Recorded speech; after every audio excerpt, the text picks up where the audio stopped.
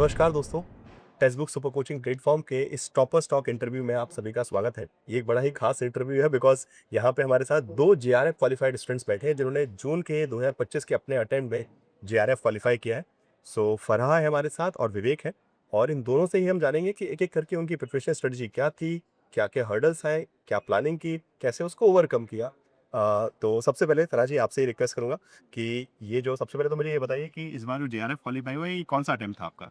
Sir, it was my second attempt, and then sir, I already qualified for JRF in my last cycle. अच्छा। And इस time मैंने बस इसलिए fill out किया कि market में देखते हैं क्या कंपटीशन है, अच्छा जी। Because JRF is not and long lasting, because हमें प्रोफेसर बनना है। अभी तो वो मतलब पीएचडी एडमिशन के लिए भी रिक्वायर्ड है जी। आपको मतलब अप्लाई कर अपीयर हाँ, करना ही पड़ेगा अभी इस कंडीशन तो जिस तरीके से कंपटीशन है, तो that is I fill out this form.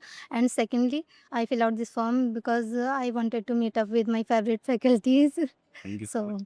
चलिए सो विवेक आपके बारे में थोड़ा-सा मैं जानना चाहूँगा कि आपने आपका स्टडी बैकग्राउंड कहाँ से रहा है? मतलब ग्रेजुएशन, मास्टर्स वगैरह ये सब कहाँ से किए और ये यूजीसी नेट की तैयारी कब से स्टार्ट की आपने? सर, अगर मैं अपने बारे में बताऊँ तो मेरा पहला बैकग्राउंड जो है, वो ऐसा इंजीनियरिंग साइड रहा है मेरा। अच्छा। तो मैंने जो है 10th के बाद जो है मैंने डिप्लोमा किया था मैकेनिकल से। उसके बाद जो है मैं थोड़ा जो है गवर्नमेंट जॉब की तरफ गया। हुँ। मैंने प्राइवेट जॉब भी किया, लेकिन मेरा जो है इंटरेस्ट जो है ऐसा लगा कि मेरा इंटरेस्ट कहीं न कहीं जो है पॉलिटिक्स में या पॉलिटिकल साइंस में। उसके बाद फिर मैंने अपना जो ग्रेजुएशन जो है, हुँ। वो मैंने किया डीयू सोल से। अच्छा। उसके बाद फिर उसके बाद मास्टर्स में एडमिशन लेना था। फिर मैंने सीयूईटी की तैयारी आप हुँ। फ्री वीडियोज़ देख के अच्छा। ही मैंने आपका सीयूईटी की तैयारी किया। उसके बाद फिर मेरा दिल्ली यूनिवर्सिटी में हो गया मास्टर्स में। उसके बाद फिर तो आप अभी मास्टर्स कंप्लीट हो गया है कि सर कंप्लीट हो गया। कंप्लीट हो गया? अब जेआरएफ भी है, मास्टर्स भी है, जेआरएफ भी है, क्या बात है! तो सर आपको तो मैं सर मतलब कि पिछले 2 साल से फ़ॉलो कर रहा हूँ आपको। चलिए पहले सीयूईटी के लिए हो गया अ, फिर आपकी जो मैराथन क्लासेस थी, हुँ। जो आपने स्टार्टिंग में कराई थी, वो इतने ज़्यादा हेल्पफुल थे ना बहुत ज़्यादा। अभी तक वो हेल्प कर रहे हैं वो। चलिए बहुत अच्छी बात। सो अच्छा एक चीज़ मैं पूछना चाहूँगा फ़रहान जैसे आपने दूसरी बार आपका जेआरएफ है, तो हर बार कट ऑफ तो बढ़ रहा है। जी सर। तो क्या उस प्रिपरेशन के लिए बिकॉज़ बहुत सारे ऐसे एस्पिरेंट हैं जो जेआरएफ क्रैक करने में बहुत ज़्यादा स्ट्रगल फ़ील करते हैं, कई बार डिसअपॉइंट होते हैं कि हमने पिछली बार भी बहुत मेहनत की थी, इस बार भी मेहनत थी। तो आपके हिसाब से एक 1 या 2 ऐसे कुछ पॉइंट आपको लगता है कि जो किसी भी स्टूडेंट को ध्यान रखनी चाहिए व्हाइल डूइंग द प्रिपरेशन जिससे वो अ, उस प्रकार की प्रिपरेशन कर सके जो एग्जाम मांग रहा है ना कि सिर्फ अपने सेटिस्फेक्शन बिकॉज़ बहुत सारे स्टूडेंट्स सोचते हैं कि हम सिर्फ अपने सेटिस्फेक्शन के सिलेबस कवर कर ले रहे हैं, मॉक लगा रहे हैं सब कुछ, बट एग्जामिनर का सेटिस्फेक्शन नहीं हो पाता है। तो वो आपने कैसे मैनेज किया कि दोनों ही बार जेआरएफ करते गए? सर डेफ़िनेटली जो जिस टाइप से एनडीए का जो ट्रेंड रहा है, एग्ज़ाम पैटर्न जो रहा है, तो वो चेंज होता हो जा रहा है। तो इसके लिए हमें पीवाईक्यूज़ को डिकोड करना है। मेनली पीवाईक्यूज़ डिकोड करेंगे हम, तो एनालाइज़ कर पाते हैं कि किस क्वेश्चन की डिमांडिंग लास्ट 3 इयर्स में रही है या कौन से क्वेश्चंस जो हैं अब डिमांडिंग हैं। बिकॉज़ अगर हम पुराने पैटर्न्स को लेकर चलेंगे तो शायद क्रैक नहीं कर पाएँ, बिकॉज़ ये 20 यूनिट्स हो जाती हैं हमारी यूजीसी के एग्ज़ाम में। एंड सर इतना वास्ट सिलेबस है जिसको हम कवर अप नहीं कर पाएँगे। तो the best thing is that जो आपका लास्ट प्रीवियस ईयर जो एग्ज़ाम हुआ है उसको हम डिकोड करें one by one what is the that जैसे एक क्वेश्चन में हमारे 4 या 5 ऑप्शन ऑप्शंस हैं। फॉर तो सर सभी ऑप्शंस के बारे में हम अच्छे से पढ़ें। And according to me that the 75 of syllabus of the paper directly from PYQs and sir 20-15% from the out of this. So sir ये पार्ट जो सभी स्टूडेंट का क्लियर होता है, तो ये बेसिक तो वर्क हमें क्लियर कर लेने ही चाहिए।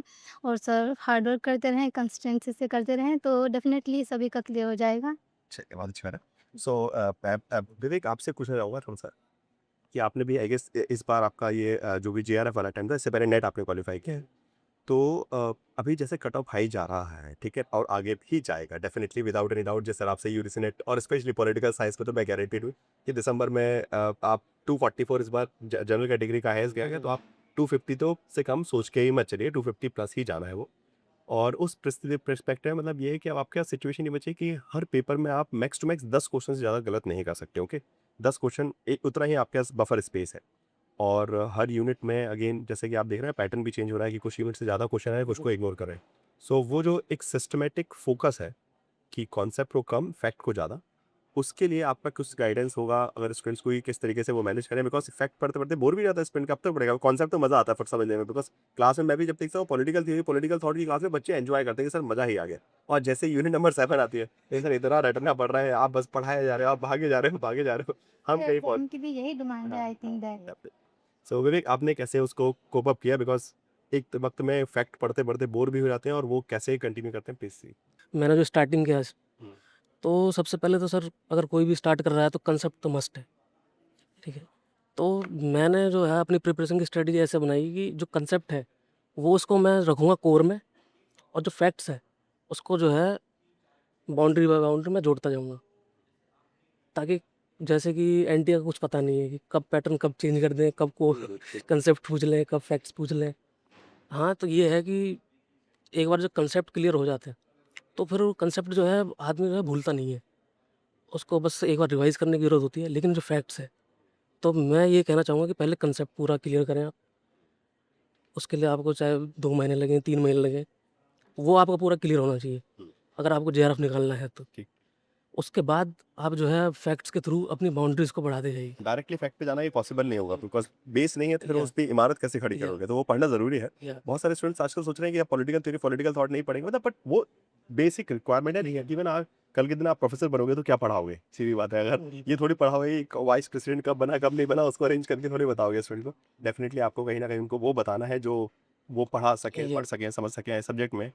तो नेक्स्ट फरहा आपसे मैं पूछना चाहूँगा कि पेपर 1 को लेकर जो है एक बहुत बड़ा मतलब जो बहुत सब जानते हैं कि paper 1 is the king maker okay? जी। आपने भी बहुत अच्छा स्कोर पेपर 1 में किया है।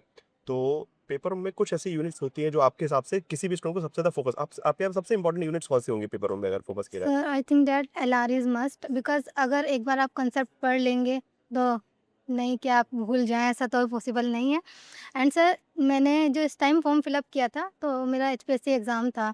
तो मैंने ज़्यादा प्रिपरेशन नहीं की थी। इवन मैंने 10 डेज़ पहले अपने जितने भी मेरे शॉर्ट नोट्स थे, जो इम्पोर्टेंट मैथन क्लासेस से टोटल मैथन क्लासेस से जितने भी इम्पोर्टेंट टॉपिक मुझे लगे, उन सबको मैंने मल्टीपल टाइम रिवाइज़ किया एंड देन फर्स्ट पेपर को टच भी नहीं किया। अच्छा। और सर अल्हम्दुलिल्लाह I crack this examination with 40 question correct थे मेरे पेपर फर्स्ट में। और सर 2 और 3 क्वेश्चन जो 10 मिनट की सीरीज़ होती है डायरेक्टली फ्रॉम दैट बिकॉज़ वो फ़िल्म टाइप क्वेश्चन थे और ये क्वेश्चन डायरेक्ट प्रीति मैम ने जो 10 जी, जी, इयर्स जी। की वो सीरीज़ वीडियोज़ बनाई थी, जी सर, तो जैसे ये फ़िल्म जो बिल्कुल Alam Ara I think that स्वयं में जो क्वेश्चंस जनरेशन आते हैं वो जी, तो जी, जी। एमओसीसीज़ पे तो अगर आप पेपर फर्स्ट को एक बार अच्छे से बिल्कुल मतलब ऑनेस्टली अगर आप कर लेते हैं, तो फिर आपको कोई पीछे नहीं कर सकता बिकॉज़ इतना हार्ड भी नहीं है, डायनामिक भी नहीं है। पेपर सेकंड तो हमारा अनप्रेडिक्टेबल होता जा रहा है, लेकिन फर्स्ट अभी प्रेडिक्टेबल है। बट चलिए। दैट डीआई इज़ मतलब जिस कंपल्सरी। तरीके की आप तैयारी कर रहे हैं मुझे तो लग रहा है आपको सब कुछ पहले से पता है। चलिए अच्छी बात है। विवेक मैं भी थोड़ा-सा जैसे पेपर 1 का उन्होंने बताया, आप पेपर 2 में मोस्ट स्कोरिंग के एक तो होता है कि जिससे सबसे ज़्यादा सवाल आ रहे हैं ऑब्वियसली कुछ यूनिट से जैसे कुछ सवाल आ रहे हैं। आपके हिसाब से सबसे ज़्यादा मोस्ट स्कोरिंग यूनिट और कोई भी स्टूडेंट जब प्रिपरेशन करे तो वो किन यूनिट से स्टार्ट करना चाहिए उनको या फिर कौन-सी वो सबसे इंपॉर्टेंट यूनिट जिस पे वो दिसंबर वाले स्टूडेंट्स अभी से फोकस करना स्टार्ट करें?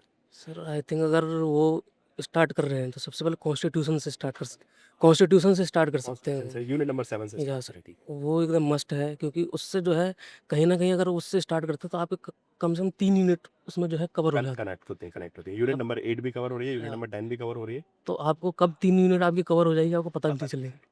रिलेटेड है इसको और या रिलेट करके पढ़ना या ज़रूरी है बिकॉज़ सिर्फ कॉन्स्टिट्यूशन को पढ़ रहे हैं तो सिर्फ ये नहीं कि एक्ट है, कभी-कभी एक्ट के साथ पॉलिसी भी। इस बार जैसे या क्वेश्चन 3-4 आए मैंने देखे कि एक्ट भी दिया है, पॉलिसी भी पॉलि दिया है, बोला अरेंज करो अरे! और फिर तो क्वेश्चन कुछ और था वो, हाँ, तो अमेंडमेंट टू ईयर बताने हाँ, अमेंडमेंट्स की है। तो बहुत अलग-अलग टाइप की रिक्वायरमेंट्स जो है एग्ज़ाम में आ रही है। अगेन वो ट्राई करें अपनी तो तरफ से जिसमें सब क्योंकि ये जो ऐसा सब्जेक्ट है ना इसमें जैसा पैटर्न आ रहा है, तो उस पैटर्न में सबसे ज़्यादा क्वेश्चन इसमें बन सकते हैं। बन सकता क्योंकि कहीं न कहीं मैंने एसएससी का भी तैयारी किया है, तो वहाँ पे जो है इस टाइप के वो क्वेश्चन जीके बेस्ड या मैक्सिमम स्टूडेंट्स का कहना है कि या यूजीसी नेट एग्जामिनेशन एकेडमिक कम जीके बेस्ड ज़्यादा हो या चुका है। वो क्वेश्चन भी वैसे जीके वाले पिक कर रहे हैं जो बहुत फैक्चुअल इन्फॉर्मेशन, तो वो एक पैटर्न बन गया। अच्छा पबेट को लेकर आपका क्या मानना है कि पब्लिक एडमिशन के लिए क्वेश्चंस रेगुलरली मतलब मैंने एक चीज़ देख सकता हूँ इस वाले एग्जाम में कि भले political theory, political thought, comparative politics सब इग्नोर किया गया। इसमें कॉन्सेप्चुअल क्वेश्चन नहीं आए, थोड़े बहुत आए हैं।